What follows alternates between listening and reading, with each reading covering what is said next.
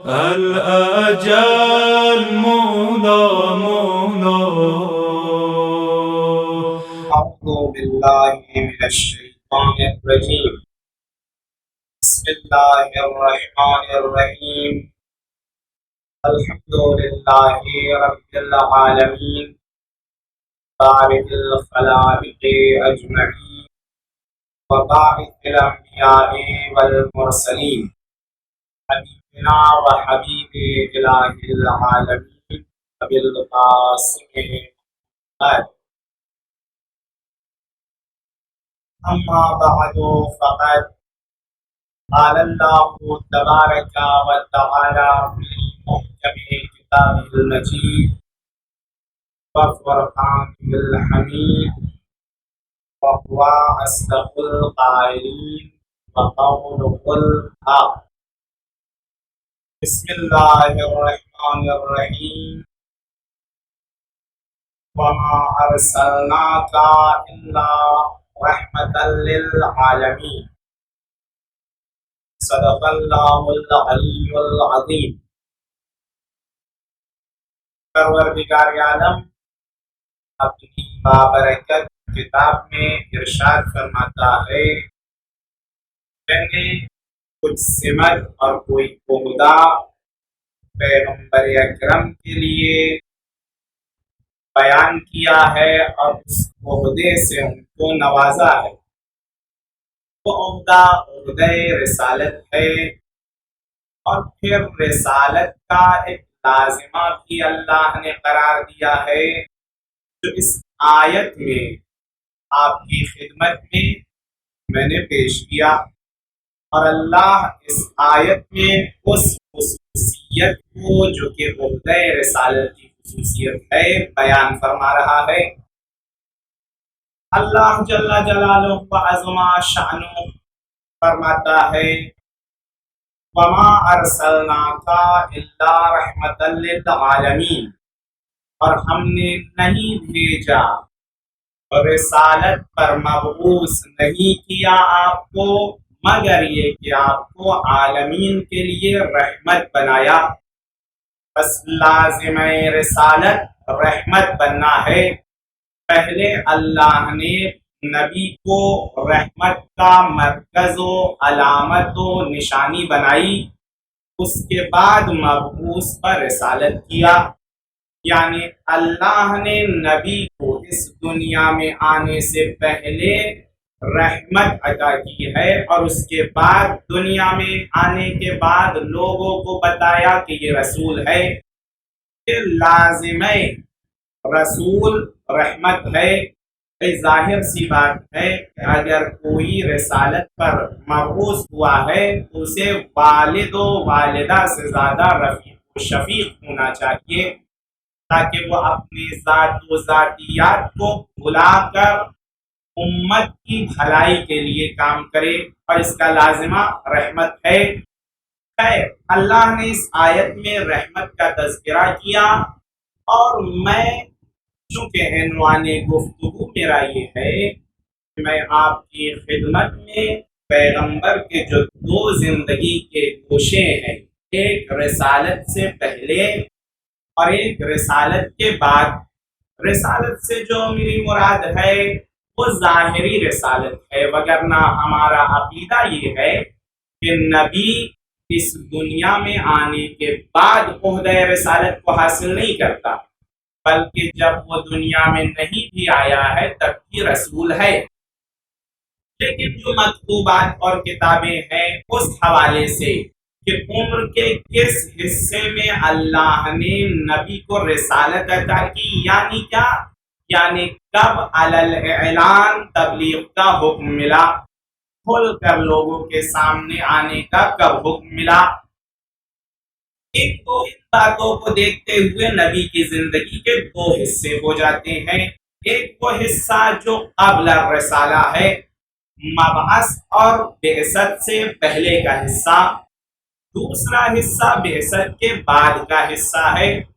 تو بعثت کے بعد کے حصے پر بہت زیادہ کتابیں لکھی گئی ہیں، اور الحمدللہ علماء اسلام اور دیگر تمام افراد کتابیں اس چیز کو بیان کرتی ہے۔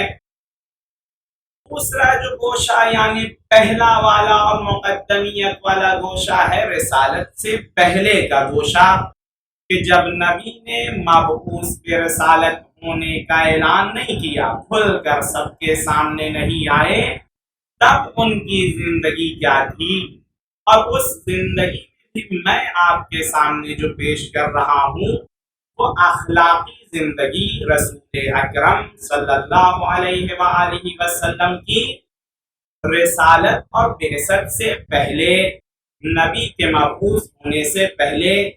تو اس حوالے سے میں نے انتخاب مناقب آل ابی طالب کی ایک گفتگو کو کیا ہے۔ یہ کتاب ہے ابن شہراشوب کی، جس کا نام مناقب آل ابو طالب ہے۔ اس کتاب میں رسول اکرم کے حوالے سے جو گفتگو ہوئی ہے اور بیان ہوا ہے، اس میں مناقب آل ابی طالب میں ابن شہراشوب کو کچھ اس طرح سے بیان فرماتے ہیں، کہتے ہیں کان النبی قبل المبعث موصوفا ب20 خصلة من خصال الانبیاء۔ پیغمبر اکرم بعثت سے پہلے، جب ابھی اللہ نے کھل کر اعلان رسالت کا حکم نہیں دیا تھا بلکہ دور جاہلیت تھا، بعثت سے پہلے اور اس زمانے میں اللہ نے چند صفتوں سے نوازا تھا رسول کو، اور وہ کل صفتیں جو بڑی بڑی تھی وہ 20 صفتیں بیان ہوتی ہیں۔ ابن شہراشوب فرماتے ہیں پیغمبر اکرم بعثت سے پہلے، مبعوث ہونے سے پہلے، موصوفاً ب20 خصلة من خصال الانبیاء، گزشتہ انبیاء کی 20 خصلتیں رکھتے تھے۔ حالانکہ بعض روایتوں میں آیا ہے کہ تمام انبیاء میں فقط اور فقط نبی کی 7 صفتیں پائی جاتی تھی بس، لیکن رسول اکرم 20 صفتیں انبیاء ما سبق کی رکھتے تھے۔ اس کا مطلب کیا ہے؟ یعنی قبل البعثت اور مبعث سے پہلے بھی نبی کریم کامل تھے اور بعثت کے بعد بھی کامل رہے ہیں، نقص کسی بھی زمانے میں ان میں نہیں پایا گیا۔ 20 صفتوں سے اللہ نے نوازا جو کہ انبیاء کی صفت تھی۔ پھر فرماتے ہیں مرحوم ابن شہراشوب لَوِن فَرَدَ أَحَدٌ بِأَحَدِهَا، یا بعض جگہ ہے لَوِن فَرَدَ وَاحِدٌ بِأَحَدِهَا، اگر ان صفتوں میں سے کوئی ایک صفت بھی کسی میں ہوتی تو لَدَلَّ عَلَى جَلَالِهِ، وہ اس کی عظمت اور شانیت اور جلالت پر دلالت کرتا۔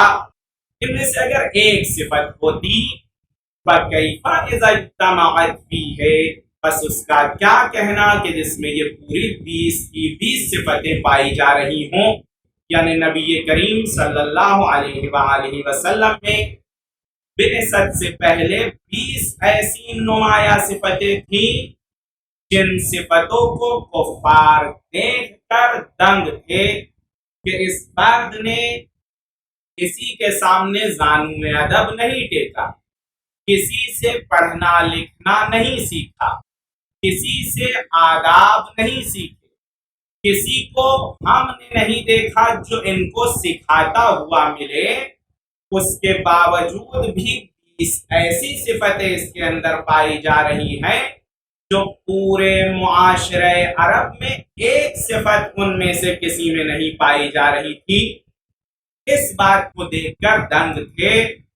میں ظاہر سی بات ہے وہ پورے 20 کی 20 صفتیں بیان نہیں کر پاؤں گا ابھی، اس لیے میں نے اپنے عنوان میں ان میں سے 3 چیزوں کو انتخاب کیا ہے اور 3 صفتوں کو انتخاب کیا ہے جو پیغمبر کی اخلاقی صفت مانی جاتی تھی بعثت سے پہلے، اور انہی تینوں صفتوں کو آپ کی خدمت میں بیان کرنے کی کوشش کروں گا۔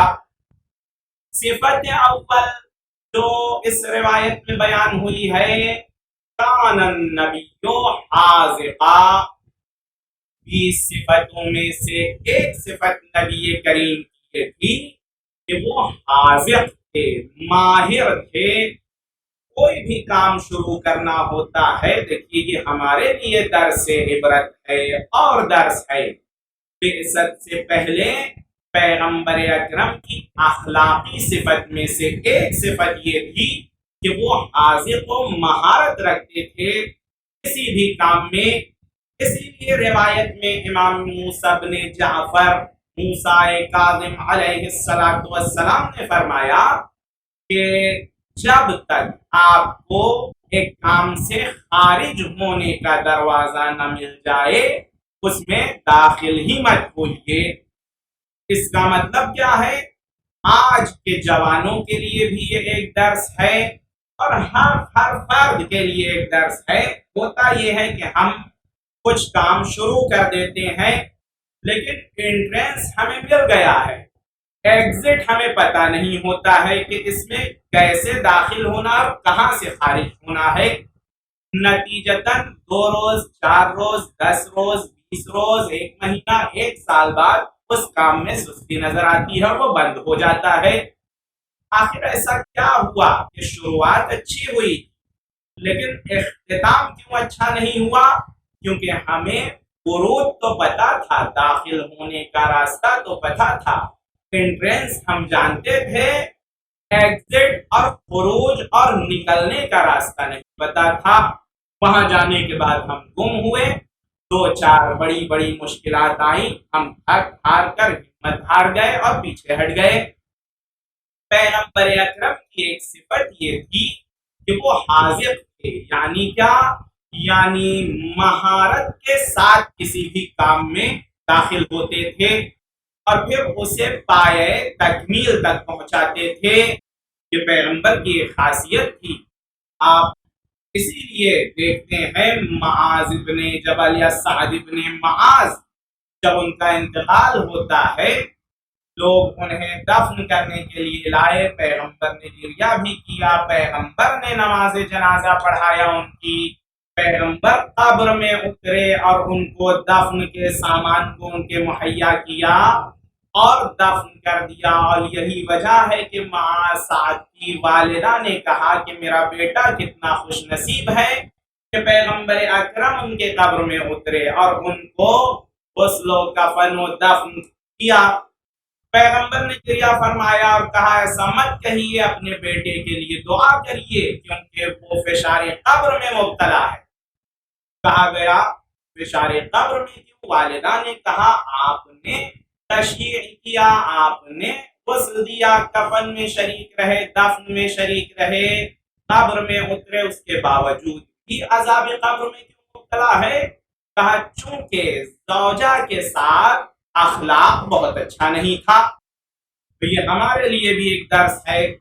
اگر بعض بزرگ علماء یہ فرماتے تھے اخلاق باہر پتہ نہیں چلے گا کہ آپ کا اخلاق کیسا ہے، بلکہ گھر کے اندر زوجہ اور بچوں سے اگر آپ کا اخلاق اچھا رہتا ہے تبھی سمجھا جائے گا کہ باہر بھی آپ با اخلاق ہیں. وگرنہ باہر اخلاق اچھا ہو گھر میں تند اخلاق ہو یہ منافقت ہے، بناوٹی اخلاق کو پیش کر رہا ہے انسان. اگر بناوٹی نہیں ہے علامت اس کی یہ ہے کہ گھر کے اندر بھی زوجہ اور بچوں سے بھی اخلاق اچھا ہوگا.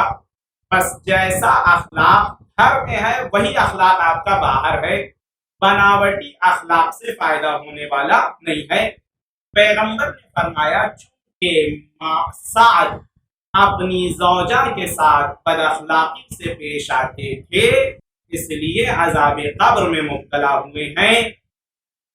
اب جب یہ قصہ ہو گیا دفن کر کے لوگ جانے لگے. ہمارے یہاں بھی معاشرے میں اس طرح ہوتا ہے، ایک مٹھی سے مٹی ڈالی یا جو طریقہ ہے استحباب میں ہے یہ پشت سے مٹی ڈالنے کے بعد جلدی جلدی چلے گئے. سعد کے ساتھ بھی یہی ہوا، مٹی ڈالنے کے بعد لوگ دھیرے دھیرے آنے لگے.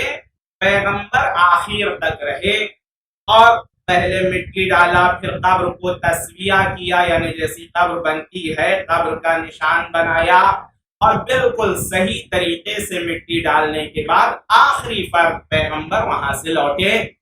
لوگوں نے کہا آپ اتنی دیر سے کیوں لوٹے؟ کہا مومن اللہ یہ چاہتا ہے کہ مومن جب کسی بھی کام میں ہاتھ لگائے تو اسے پائے تکمیل تک پہنچائے اور اسے حسن و خوبی کے ساتھ انجام دے۔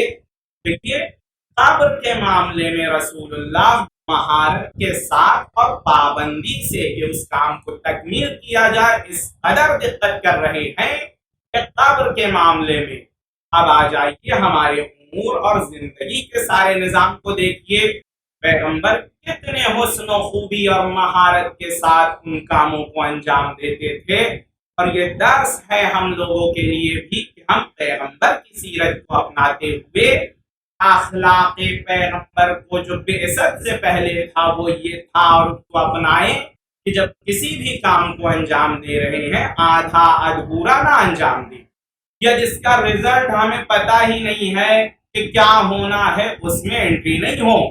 کشتی میں انسان سوار ہوتا ہے، ٹرین میں انسان بیٹھتا ہے، اس کو پتا ہوتا ہے کہاں سے بیٹھنا ہے اور کہاں اترنا ہے۔ یہ نہیں ہوتا ہے کہ جہاں سے دل چاہے بیٹھ جائے، جہاں دل چاہے اتر جائے، مقصود تک نہیں پہنچ پائے گا۔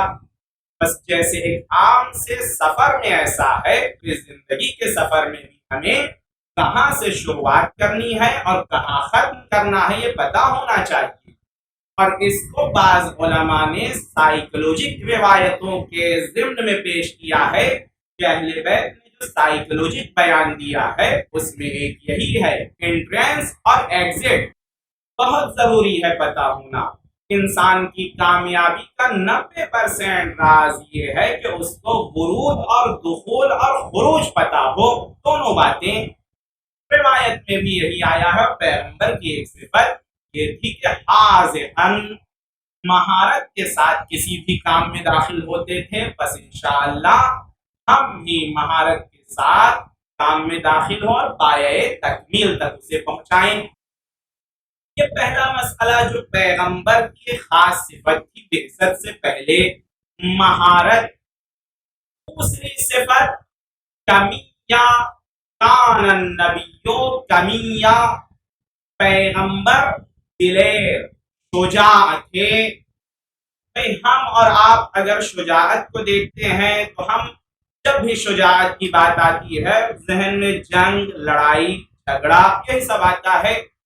شجاعت یہ نہیں ہے کہ انسان صرف تلوار اٹھائے، بندوق اٹھائے اور مارنے لگ جائے، اسے شجاعت کہیں، یا کسی بھی انسان کو دیکھ کر لڑائی جھگڑا کر لے، یہ شجاعت نہیں ہے، یہ بے باکی ہے، تحور ہے جو روایتوں میں آیا ہے، شجاعت نہیں ہے۔ شجاعت کا مطلب یہ ہے جتنا کنٹرول تلوار اٹھانے میں ہو اتنا ہی کنٹرول تلوار کو روکنے میں ہو۔ کہاں اٹھانا ہے اور کہاں روکنا ہے یہ بات کا اندازہ انسان کو لگ جائے، یہ اصلی شجاعت ہے۔ امیر المؤمنین کے حوالے سے جو شجاعت کی بات ہوتی ہے وہ یہی ہے، حضرت صرف تلوار چلانا نہیں جانتے تھے بلکہ کہاں چلانا ہے اور کہاں روکنا ہے یہ امیر المؤمنین کی خاصیت تھی، اس لیے وہ شجاع تھے۔ بس پیغمبر دلیر تھے، شجاع تھے۔ شجاعت کا ایک مطلب اور معنی یہ ہے کہ جہاں حق بیانی کرنی ہے وہاں خاموش نہ رہے، اور جہاں خاموش رہنا ہے وہاں بولے نہ، یہ بھی ایک شجاعت کا معنی ہے۔ ایام ازا چل رہے ہیں، سید الشہداء امام حسین علیہ السلام نے فرمایا کہ دنیا میں اہل باطل کا ہجوم زیادہ ہے اس لیے ظلم ہو رہا ہے، ایسا نہیں ہے، بلکہ دنیا میں اہل باطل کم ہیں، اہل حق زیادہ ہیں، لیکن چونکہ اہل حق خاموش ہیں اس لیے ظلم کا بول بالا ہے، اور اہل باطل آ کر اپنی منمانی کر رہے ہیں۔ جہاں اہل حق خاموش نہ رہے، بولنے لگے، وہاں ظلم کم ہونے لگے گا۔ یہ ہوتا یہی ہے، ہمارے پڑوسی کا اگر کوئی مال غصب کر لے، زمین چھین لے، ممکن ہے ہم گھروں میں بیٹھ کر یہ کہیں کہ بہت غلط کام ہوا، اس کے ساتھ غلط ہو گیا، ایسا نہیں ہونا چاہیے، لیکن عزیز من یہ مقام بولنے کا نہیں ہے۔ اگر یہی بات 50 لوگ کھڑے ہو کر اس ظالم کے سامنے ڈٹ کر مقابلہ کرتے اور بولتے تو اپنے ظلم سے منصرف ہو جاتا۔ پیغمبر اکرم کی ایک خاصیت یہ تھی کہ وہ شجاع تھے، اب بیانی میں بھی شجاعت سے کام لیتے تھے۔ کربلا میں اگر آپ دیکھیں کیا تمام لوگ کربلا کے واقعے سے راضی تھے اور چاہ رہے تھے کہ امام حسین علیہ السلام شہید ہو جائیں؟ نہ، ایک کثیر تعداد ایسی تھی جو یہ چاہتی تھی کہ امام حسین علیہ السلام سے جنگ نہ ہو اور ان پر ہماری تلوار نہ اٹھے۔ کثیر تعداد ایسی تھی، حتیٰ لشکر عمر سعد میں، یہاں تک کہ عمر سعد خود اس چیز کی طرف رجحان رکھتا تھا کہ جنگ نہ ہو۔ یہ کیوں تھا؟ اس لیے کہ جانتا تھا کہ میں باطل پر ہوں اور یہ اہل حق ہے اور حق پر ہیں۔ پھر کیوں ظلم ہوا امام پر؟ اس لیے کہ جو حق کو جانتا تھا وہ خاموش تھا۔ خاموش رہنے کی وجہ سے امام حسین علیہ السلام پر اتنا بڑا ظلم ہوا۔ اگر صرف اہل مدینہ کھڑے ہو جاتے حمایت میں کہ ہم ایسا نہیں ہونے دیں گے، جرأت نہیں تھی کہ اہل مدینہ کی مخالفت کرتا، لیکن سب نے کہا کہ امام کی شہادت بہت بے دردی سے ہوئی، شہید کر دیا گیا، اچھا نہیں ہوا، لیکن کوئی نہیں کھڑا ہوا۔ یہاں تک کہ کربلا کے شہداء میں اگر ہم دیکھیں اہل مدینہ بہت کم ہے یا نہ کے برابر ہے، بعض نہ کے برابر کہتے ہیں لیکن الگ تحقیق ہیں 2-4 لوگ جو اہل مدینہ ہیں، مدینے سے آئے ہیں۔ اب یہ تھا کہ جہاں نبی کریم رہے اور آخری حج میں 1.25 لاکھ کا مجمع رہا، وہاں سے 2-4 بھی صحیح سے نہ نکل کر آئے امام حسین علیہ السلام کے ساتھ۔ بس یہ کیوں ہوا؟ اہل مدینہ روتے تھے شہادت پر، پھر بھی خاموش تھے حق کے مقابلے میں، اس لیے امام پر یہ ظلم ہوا۔ جیسا کہ سید الشہداء نے خود بیان کر دیا کہ اگر اہل حق بولنے لگتے تو مجھ پر یہ ظلم نہیں ہوتا، اہل حق خاموش تھے۔ بس عزیزو، رسول کی مبعث سے پہلے خاصیت یہ تھی کہ وہ حق کے خلاف نہیں جاتے تھے اور باطل کے سپورٹ میں کبھی نہیں رہے، باطل کے مقابلے میں آواز اٹھاتے تھے۔ جیسا کہ آپ نے حلف الفضول کا نام سنا ہوگا، ایک عہد نامہ، قسم نامہ ہے جو جاہلیت کے دور میں ہوا ہے۔ قافلہ آیا تھا، اسے لوٹ لیا گیا۔ جاہلیت کے دور میں کچھ مسلمان ابھی نہیں ہوئے ہیں بعض لوگ، ان لوگوں نے بیٹھ کر یہ فیصلہ کیا کہ اب ظلم کسی پر نہیں ہونا چاہیے۔ پیغمبر نے آواز اٹھائی وہاں، کہا میں بھی اس میں داخل ہوں۔ حالانکہ جاہلیت کی سنتوں کو رسول نہیں مانتے تھے، لیکن یہاں حلف الفضول میں داخل ہوئے اور کہا میں بھی ایک حصہ ہوں اس کا، کیونکہ ظلم کے خلاف آواز اٹھائی جا رہی ہے۔ اور آخر تک پیغمبر کہتے رہے کہ اگر آج بھی حلف الفضول برگزار ہو، قائم ہو، میں پھر سے اس میں شرکت کروں گا۔ اخلاق پیغمبر۔ دوسری صفت کمیہ یعنی دلیر و شجاع۔ تیسری صفت پیغمبر کی یہ تھی موافقاً مرافقہ۔ پیغمبر مسئلے کو جس حد تک ہوتا تھا سلجھانے کی کوشش کرتے تھے، بگاڑنے کی نہیں۔ معاشرے میں 2 طرح کے لوگ پائے جاتے ہیں، کچھ ایسے ہیں جو مسئلے کو حل کرنا چاہتے ہیں، کچھ ایسے ہیں جو مسئلے کو بگاڑنا چاہتے ہیں۔ پیغمبر حتی الامکان ان کی کوشش یہ رہتی تھی کہ مسئلے کو بہتر سے بہتر طریقے سے کر کے سلجھا دیا جائے۔ آپ کو ذہن نشین آپ کے ہے وہ واقعہ جب سیلاب آیا، حجر الاسود گر گیا، اوس و خزرج وہ 2 قبیلے ایسے ہیں جن کے درمیان 100 سال جنگ چلی ہے، اور وہ بھی ایسی ویسی جنگ نہیں، قتل عام ہوا ہے ایک اونٹنی کے چکر میں۔ 100 سال تک جنگ چلی۔ اب جب حجر اسود گر گیا، قبیلہ اوس سے آنے کے بعد کہا ہم لگائیں گے اس پتھر کو اور ہم نصب کریں گے کیونکہ اوس افضل ہے۔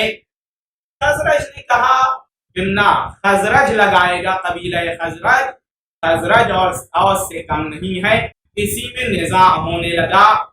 اب جب بزرگان میں نزاع اور جھگڑا شروع ہوا، اوس و خزرج کے لوگوں نے کہا کہ جو پہلا فرد خانہ کعبہ کی طرف آ جائے وہ لگائے گا اس پتھر کو، ہم اس پر فیصلہ کر لیتے ہیں۔ تو فرید راضی ہوئے، کہا ٹھیک ہے، یہ اچھی بات ہے۔ اب انتظار کیا، دیکھا پیغمبر اکرم صلی اللہ علیہ وآلہ وسلم تشریف لا رہے ہیں۔ اب جب دونوں قبیلے نے دیکھا، کہا ہم پر راضی ہیں، اوس نے بھی کہا، خزرج نے بھی کہا کہ ان کے ذریعے سے حجر اسود نصب ہو، ہم راضی ہیں۔ پیغمبر آئے، آنے کے بعد کہا کیا ہوا؟ کہا ایسا ایسا مسئلہ، اور ہم نے یہ فیصلہ کیا جو پہلا فرد آ جائے وہی لگائے گا حجر اسود کو۔ دیکھیے، مرافقاً موافقہ، پیغمبر سلجھانے کی کوشش کرتے تھے مسئلے کو۔ اپنی عبا اتاری پیغمبر نے، عبا کو بچھایا، حجر اسود کو عبا میں رکھا، اوس کو کہا دو کونا تم پکڑ لو اس عبا کا، خزرج سے کہا دو کونا تم پکڑ لو، چار کونا ہوتا ہے عبا کا، کہا دو کونا قبیلہ اوس میں سے کوئی پکڑے، دو کونا قبیلہ خزرج میں سے کوئی پکڑے۔ دونوں نے اٹھایا، پیغمبر آگے بڑھے اور حجر اسود کو نصب کر دیا، کیونکہ دیکھیے یہ بھی ایک حقیقت ہے کہ حجر اسود معصوم کے علاوہ کوئی اور نصب نہیں کر سکتا۔ پیغمبر نے حجر اسود کو نصب کر دیا، ان کی بات بھی رکھ لی کہ جو پہلا فرد آئے گا وہ نصب کرے گا۔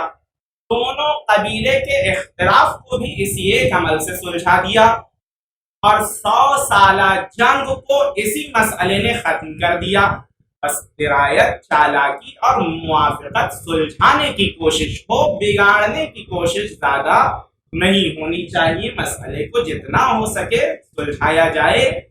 خیر، یہ پیغمبر کی زندگی کے حالات قبل المبعث اور بعثت ہے۔ بعثت سے پہلے 20 صفتیں تھیں، جن میں سے میں نے ان صفتوں کو آپ کے سامنے بیان کیا۔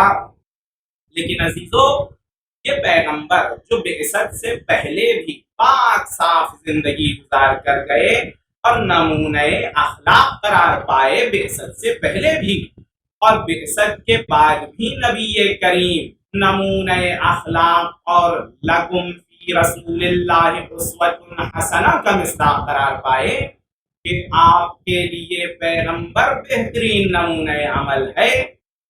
اسی پیغمبر پر جو ظلم ہوئے، وہ ہمارے اہل بیت میں جتنے بھی ظلم ہوئے ہیں، پیغمبر کا ظلم بھی نہایت ہی عظیم تھا، اور ہر ظلم اہل بیت میں پیغمبر بھی شریک۔ تو جس نے ساری عمر اپنے امت کے لیے سب کچھ لٹا دیا، کیا اس پیغمبر کا حق تھا کہ آخری وقت میں اس کو کہا جائے ان الرجل لیحجر، یہ مرد ہذیان گوئی کر رہا ہے؟ یہ ناانصافی ہوئی ہے ہمارے نبی کے ساتھ۔ پیغمبر جو نمونہ اخلاق، عقل کل، عقل کامل اور امت کی ہدایت و بخشش کا سامان مہیا کر رہے تھے، اس نبی کو کہا جائے کہ یہ نعوذ باللہ ہذیان گوئی میں مبتلا ہو گئے ہیں۔ عزیزوں، پیغمبر کے حوالے سے باتیں کچھ اس طرح بھی کتابوں میں ملتی ہے، اور یہ بات ہماری ہی کتابوں میں نہیں ہے، بلکہ حاکم نیشابوری نے بھی اس بات کو مستدرک الصحیحین میں لکھا ہے کہ پیغمبر کو زہر دیا گیا۔ میں یہ بات کہوں یہ زیادہ بہتر ہے بنسبت اس کے کہ میں کہوں پیغمبر اپنی موت سے دنیا سے چلے گئے۔ عزیزوں، پیغمبر کا رد عمل کیا رہا اور پیغمبر نے اس امت کے لیے کیا کیا کیا، لیکن آخری وقت میں پیغمبر کو بھی ہذیان گوئی کی نسبت دی گئی، پیغمبر کو زہر دیا گیا، اور بعض روایتیں تو کہتی ہیں کہ تداوی کے بہانے سے پیغمبر کو خود ان کے گھر والوں نے زہر دیا، اور کچھ زوجان اس میں شریک رہی اور ان کو زہر دے دیتی ہیں۔ اور ایک روایت تو یہ بھی ملتی ہے کہ کچھ نے زہر دینے کے بعد تکیے کے ذریعے سے پیغمبر کی سانس کو ختم کر دیا ہے۔ اجرکم علی اللہ، اللہ آپ کو کوئی غم نہ دے سوائے غم اہل بیت کے۔ عزیز و حق پیغمبر ادا نہ ہو پائے گا۔ اب پیغمبر کی جو مصیبتیں تھیں وہ اپنی طرف، کیا یہ مصیبت کم تھی جس نے امت کے لیے اپنی ہر لمحے کو لگا دیا؟ اس کا جنازہ 3 دن تک رہے اور کوئی نماز تک پڑھنے نہ آئے، اور امیر المؤمنین اپنے بعض خاص صحابہ کے ساتھ نماز ادا کریں۔ کیا یہی پیغمبر کا حق تھا کہ نبی کریم کو 3 دن تک چھوڑ کر لوگ خلافت کے مسئلے میں الجھے رہ جائیں؟ کیا حق پیغمبر ادا ہو پایا؟ ہرگز نہیں۔ پیغمبر کی دنیا میں بھی توہین کی گئی، اور حتیٰ شہادت کے بعد ان کے جنازے پر نماز نہیں پڑھائی گئی اور پڑھی گئی۔ یہ ایک بڑا مسئلہ تھا، فقط امیر المؤمنین اور ان کے خاص صحابہ نے نماز پڑھی ہے۔ تو عزیزو، پیغمبر کا تو یہ حق نہیں تھا ان کے ساتھ یہ ہو۔ اب ان مصیبتوں کے باوجود کیا انسان تصور کر سکتا ہے کہ ایک بیٹی جو پیغمبر چھوڑ کر گئے ہیں اسے بھی پیغمبر کے بعد چین سے نہ رہنے دیا جائے، اور نوبت یہ آ جائے کہ جب امیر المؤمنین شہزادی کونین کو دفن کر رہے ہیں تو کہتے ہیں یا رسول اللہ، آپ نے جو امانت دی تھی اسے بچا نہ سکا، امانت کو جیسے میں نے لیا تھا ویسے رد نہ کر سکا، پہلو شکستہ ہے، کمر خمیدہ ہے، سیدہ ناراحتی کی حالت میں دنیا سے گزر گئی۔ الا لعنت اللہ علی القوم الظالمین، وسيعلم الذين ظلموا أي منقلب ينقلبون۔ اللهم صل على محمد وآل محمد وعجل فرجهم